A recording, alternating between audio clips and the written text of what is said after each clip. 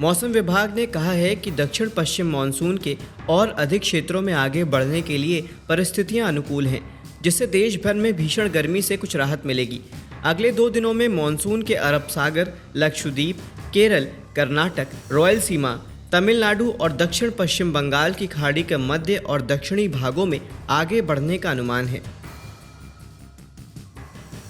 देश के कुछ राज्यों में गर्मी अभी बरकरार है। उत्तर प्रदेश, पूर्वी मध्य प्रदेश, छत्तीसगढ़, बिहार, पंजाब, हरियाणा और उड़ीसा के कुछ इलाकों में आज भी लू की स्थिति बनी रहने की संभावना है। इसके अलावा उत्तराखंड और झारखंड के कुछ इलाकों में लू का अनुमान है। यूपी में भीषण गर्मी और हीट वेव से जनहानि पर 24 घंटे में मुआवजा मिलेगा। प्रदेश के मुख्यमंत्री ने अधिकारियों से कहा है कि हीट वेव को लेकर जनहानि और पशु हानि ना हो, इसकी विशेष मॉनिटरिंग की जाए। साथ ही उन्होंने अधिकारियों से हर हफ्ते रिपोर्ट तैयार कर मुख्यमंत्री कार्यालय में सबमिट करने के निर्देश दिए हैं।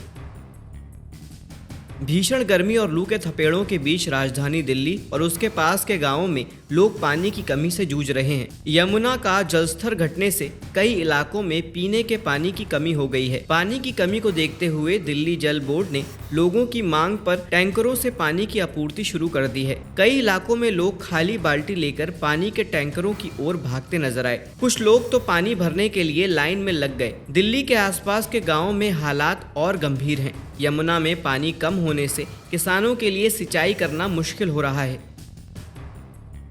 अमूल दूध का दाम आज से बढ़ गया है। इसका दाम प्रति लीटर 2 रुपये बढ़ाया गया है। इसी तरह दही का दाम भी बढ़ गया है। नई कीमतें सोमवार से लागू होंगी।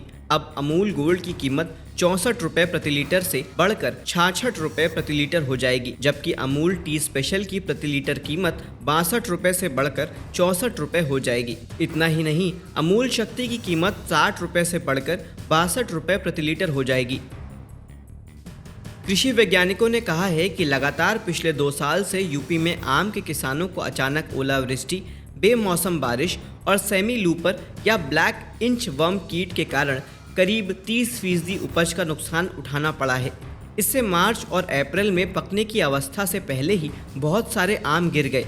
एक्सपर्ट कहते हैं भले ही गर्मी फलों के लिए अच्छी है, लेकिन उसी समय पर सिंचाई करना भी सही है। पानी की कमी नहीं होनी चाहिए, क्योंकि इससे फलों में फंगल संक्रमण और निर्जलीकरण हो सकता है, जिससे फल गिर सकते हैं। आपके खेतों या बाग में भी अगर रेड लेडी बर्ड बीटल कीट दिखाई देता है तो उसे मारे नहीं। यह कीट बाग और फसल में लगने वाले बहुत सारे शत्रु कीटों से फसलों को बचाता है। रेड लेडी बर्ड बीटल कीट और उसका लार्वा बाग और फसल दोनों के लिए फायदेमंद होता है। अगर पहचान की बात करें तो रेड लेडी बर्ड बीटल कीट आमतौर पर लाल या नारंगी रंग के होते हैं।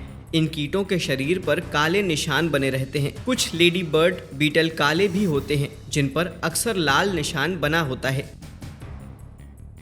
पानी की कमी को देखते हुए पंजाब की तर्ज पर अब हरियाणा में भी DSR तकनीक से धान की सीधी बुआई करने का फैसला लिया गया है। DSR एक ऐसी विधि है जिसमें धान की फसल बोने के लिए खेतों में पानी की बहुत कम ज़रूरत पड़ती है। ICAR भारतीय कृषि अनुसंधान संस्थान के वैज्ञानिकों ने किसान भाइयों को सलाह दी है कि इस विधि से वो कम पानी में भी भरपूर उत्पादन पा सकते हैं। भूजल संरक्षण को बढ़ावा देने के लिए करनाल जिले में इस साल 30,000 एकड़ में DSR तकनीक से धान की सीधी बुआई करने का फैसला लिया गया है। रुपाई वाले चावल की तुलना में DSR औसतन 30% भूजल सिंचाई बचाता है।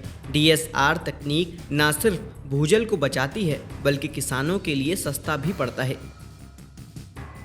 गंगा नदी के किनारे खेती करने वालों के लिए अच्छी खबर है। केंद्रीय प्रदूषण नियंत्रण बोर्ड यानी कि CPCB की गंगा नदी में प्रदूषण पर केंद्रित एक रिपोर्ट के अनुसार पहले से इसके पानी में काफ़ी सुधार हुआ है। रिपोर्ट की माने तो बायोकेमिकल ऑक्सीजन डिमांड यानी कि BOD की मात्रा मानक के अनुसार पाई गई है। इससे साफ है कि गंगा बेसिन के भीतर जलीय जीवन में अच्छा सुधार हुआ है। राष्ट्रीय स्वच्छ गंगा मिशन द्वारा बेहतर जल गुणवत्ता और सीवरेज बुनियादी ढांचे में सुधार ने नदी में जैव विविधता की बहाली में मदद किया है। इससे इसका पानी खेती के लिए भी ठीक है। कृषि वैज्ञानिकों का कहना है कि गन्ने में टपक और फव्वारा विधि से सिंचाई की जाए तो 40 से 60% तक पानी की बचत हो सकती है। देश में गन्ने का उत्पादन करने वाले अलग अलग क्षेत्रों में बारिश की मात्रा, समय का अंतराल और मिट्टी के भौतिक गुणों में अंतर होने के साथ साथ जलवायु की दशा के अनुसार सिंचाई की जरूरत भी अलग अलग होती है।